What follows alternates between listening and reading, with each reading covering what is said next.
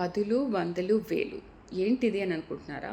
అదేనండి corona cases దేశవ్యాప్తంగా 10 నుంచి 100కు చేరి 100 నుంచి వేల వరకు కేసెస్ పెరిగింది. మనం 3000 చేంజ్ అప్పటి నుంచి మనం మాట్లాడుకుంటున్నాం. అంటే నేను చెప్తూ ఉన్నాను మీకు కరోనా అప్డేటు.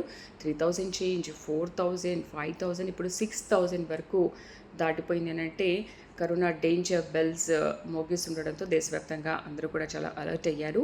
ఏపీలోని ప్రభుత్వ ఆసుపత్రుల్లో స్క్రీనింగ్ టెస్టులు కానీ అవన్నీ చాలా బాగా ఏర్పాటు చేశారు.